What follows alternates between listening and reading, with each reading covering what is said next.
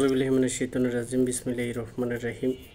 প্রত্যেক দিনের মতো আমরা যে ভিডিও চালিয়ে যাচ্ছি পদার্থ রসায়ন গণিত বায়োলজি। আজকে আমরা পদার্থ রসায়ন শেষ করেছি এ থেকে জেড পর্যন্ত অক্ষর দ্বারা। আজকে গণিতে বি অক্ষর দ্বারা দুটি শব্দ দিয়ে তার ব্যাখ্যা লিখে একটু আপনাদের সাথে জানানোর চেষ্টা করব। শব্দের অর্থ বিতে আজকে হবে বিল্ডার। বিল্ডার শব্দের অর্থ হচ্ছে গাঠনিক। আমরা সেট অঙ্কতে এই শব্দটিগুলো পড়ে আসছি। তারপরে আমরা বিতে পড়ব বাইনোমিয়াল। বাইনোমিয়াল শব্দের অর্থ হচ্ছে দ্বিপদী। বাইনোমিয়ালের সাথে প্যাসকেলের যে একটা সম্পর্ক আছে সেটা আমরা উচ্চতর গণিতে আমরা হায়ার লেভেলে মনে হয় দশম শ্রেণীতে পড়ে আসছি।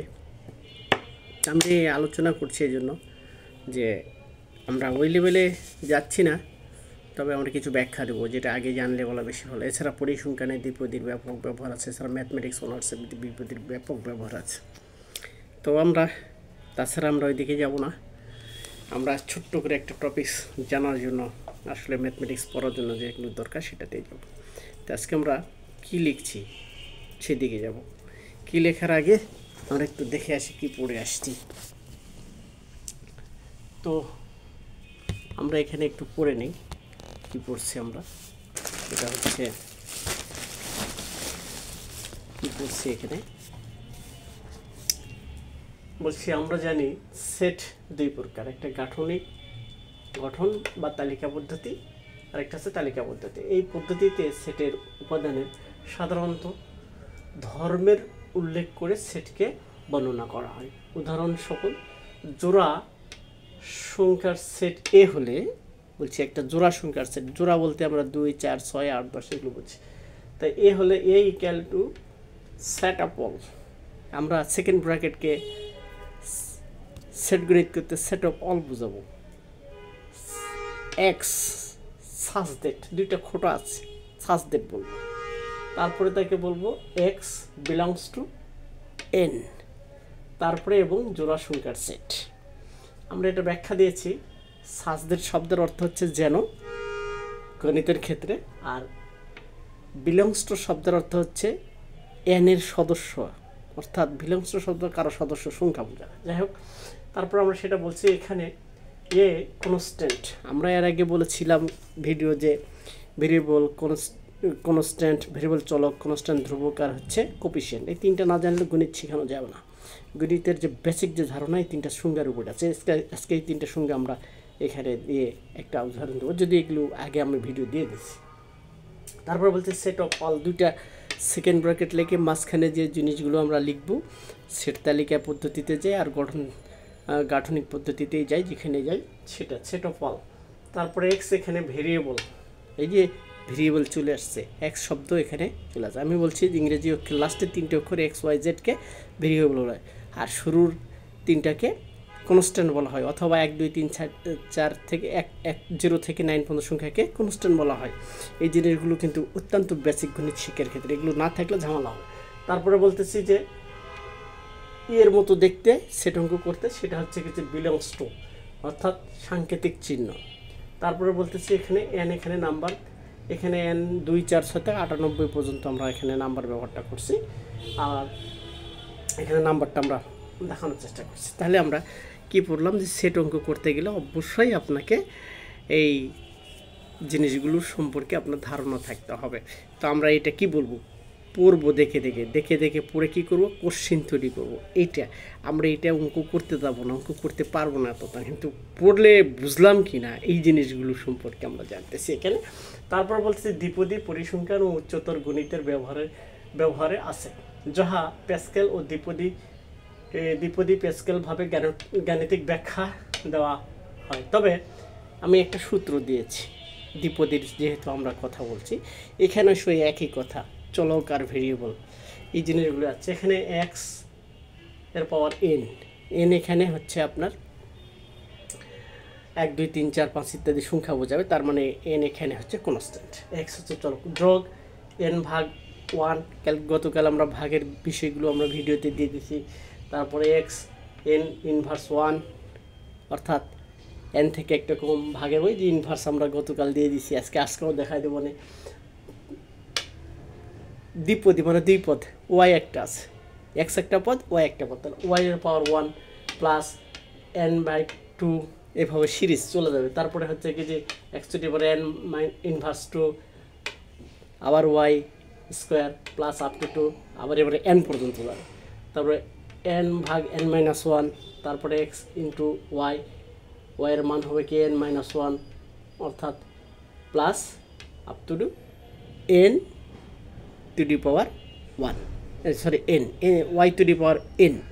তাহলে এই পর্যন্ত আমাদের একটা সিরিজ, অর্থাৎ এক্সেরও যে সংখ্যাগুলো যে ভেরিয়েবলভাবে চলছে ওয়াইয়ের একইভাবে চলছে। এক্স এখানে দেখাইছি x to the power n, এখানে ওয়াই টু দি পাওয়ার লাস্টে n দেখাইছি। এই যে দুইটি পদ মিলে যে দ্বিপদী সংখ্যা আছে এর যে বিশাল ব্যবহার আছে, একটা সিরিজ জাস্ট পড়বো আমরা, খালি পড়ে আমরা কি করব বলছিলাম যে প্রশ্ন তৈরি করব। যদি আমি প্রশ্নটা আজকে মুখে মুখে বোর্ডে লিখে নিই, জায়গা কম পেয়েছি তাই। তো বলছি যদি বলা হয় যে সেট কত প্রকার, সেট দুই প্রকার, একটা হচ্ছে গাঠনিক পদ্ধতি আর একটা হচ্ছে তালিকা পদ্ধতি, এই শেষ।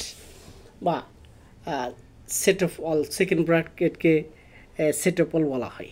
তো যাই হোক, এরপর হলো দ্বিপদীতে কয়টি পদ নিয়ে দ্বিপদী চলে, এক্স এবং ওয়াই দুইটি পদের সমন্বয়ে যে সিরিজ তৈরি হয় তাকে দ্বিপদী বলে। তো যাই হোক, এই সিরিজটা আমরা লিখে দিয়েছি এই কারণে যে দ্বিপদীর সম্পর্কে একটা নিত্য নতুন শব্দ, অনেকেই হয়তো এটা শব্দ বুঝবে না। দুই পদ দ্বিপদ কী জিনিস, এক্স চলক ওয়াই চলক, দুইটি চলক মিলে যে সিরিজ তৈরি করতে পারি সেই সিরিজটাই হচ্ছে দ্বিপদী। তো তারপরে এখানে বলা হচ্ছে এক্স এখানে চলক হিসেবে ব্যবহার হচ্ছে, ওই আগের কথাই বললাম, ওয়াই এখানে চলক হিসেবে ব্যবহার হচ্ছে, আগের কথাই বললাম, আবার এখানে 1, 2 ইত্যাদি ধ্রুবক, ঠিক আছে। তারপরে আমরা এইদিকে দেখি আমরা কি বলতেছি, সেটা হচ্ছে কি যে ওই যে আগে আমরা একটা ভিডিও দিয়েছিলাম, যে ভিডিওতে বলছিলাম এটা হচ্ছে বাইনোমিয়াল, বাইনারি, এটা হচ্ছে 0, 1 থেকে 9 পর্যন্ত অক্টাল, তারপর হচ্ছে 0, 1 থেকে 9 পর্যন্ত ডেসিমেল, তারপরে 0, 1 থেকে একবারে 10 হলে পলা এ, 11 হলে বি, 12 হলে সি, তারপরে 13 হলে ডি, 14 হলে ই, 15 হলে এফ, এটাকে হেক্সাডেসিমেল বলছিলাম। বোঝা যায় তো জিনিসগুলো। তার দেখেন এখানে প্রত্যেকের সাথে 0, 1 মিল আছে, এইটার সাথেই আমরা খেলতে। এখান থেকে আমরা এই পদ্ধতিতে অঙ্ক করতেছি, যেটা ডেসিমেল পদ্ধতি, আমরা এই পদ্ধতিতে অঙ্ক শিখতেছি আজকে। তো তারপরে আমরা বলি চলক, যে সকল বস্তুর মানের পরিবর্তন, যে সকল বস্তুর মানের পরিবর্তন হয় তাকে চলক বলে। উদাহরণস্বরূপ গণিত বইয়ে ইংরেজি 3টি অক্ষরে XYZকে চলক বলে, সেই যে ওই যে অঙ্ক করতে যেটা বললাম সেটা। তারপরে বলতেছি ধ্রুবক, যে সকল বস্তুর মানের পরিবর্তন হয় না তাকে ধ্রুবক বলে। উদাহরণস্বরূপ 1, 2, 3 ইত্যাদি 9 পর্যন্ত সংখ্যা হতে পারে, ABCD হতে পারে, ওই যে ABCD ব্যবহার হচ্ছে। সহগ, চলকের সাথে ধ্রুবক যদি গুণন অবস্থায় থাকে তখন ওই ধ্রুবককে ওই চলকের সহগ বলে। উদাহরণস্বরূপ 2x, এখানে x এর চলক ধ্রুবক হচ্ছে সহগ হচ্ছে 2, এখানে 3y, এখানে 3y, 3 হচ্ছে এখানে y এর ধ্রুবক সহগ, z -5z, এখানে -5z হচ্ছে আপনার -5z হচ্ছে এখানে আপনার হচ্ছে সহগ, z এর সহগ। তাহলে আমরা যে তথ্যটা পাইলাম আজকে আমরা বলতেছি খুবই ইম্পর্টেন্ট ভিডিও। একটা অঙ্ক করতে গেলে আরেকটা অঙ্কের কোরিলেশনটা কীভাবে আছে, সহসম্পর্কগুলো কীভাবে হচ্ছে, এগুলো আমাদের ছোটোকাল থেকে আমাদের জানতে হবে। বারবার আপনার ভিডিওগুলো দেখবেন, বারবার বোঝার চেষ্টা করবেন সহগ কী, চলক কী, আসলে সিরিজগুলো কী, এন কী, ইন্টিজার কী, তারপর হচ্ছে নাম্বার কী, কত ধরনের আছে। এই যে আমি ভিডিওগুলো দিচ্ছি, একটা বাইনারি বলছি, একটা হচ্ছে ডেসিমেল বলছি, একটা হেক্সাডেসিমেল বলছি, একটা অক্টাল বলেছি, না জানলেই এই 4টা অক্ষর সম্পর্কে না জানলে আমাদের আইসিটি একটা সাবজেক্ট যোগ হয়ে গেছে বিজ্ঞানের সাথে। তো আইসিটি না জানলে কম্পিউটার সায়েন্স আছে, অন্যান্য জিনিস আছে, পুরোটাই ডিজিটালাইজ করে ফেলছে। তাহলে এই সংখ্যাগুলো না জানলে আপনারা কোনো দিন এগাইতে পারবেন না। শুধু নিজে জানলে হবে না, একদম রুট লেভেল পর্যন্ত। আর রুট লেভেল মানে গরিব মানুষ, আর গরিব মাস পর্যন্ত এটা পৌঁছাইতে হবে। আর ওই পর্যন্ত পৌঁছাইতে গেলে কী করতে হবে, এটা আমি বেশি বললে বেশি হবে, আমার সীমাবদ্ধতার মধ্যে আমি বলতে চেষ্টা করছি, স্মরণ করে দেওয়ার চেষ্টা করছি। মানা না মানা আপনাদের ব্যাপার, না মানা আপনাদের ব্যাপার। আজ এ পর্যন্তই, কথা হবে নেক্সট ইনশাল্লাহ। খোদা হাফিজ, আল্লাহ হাফিজ।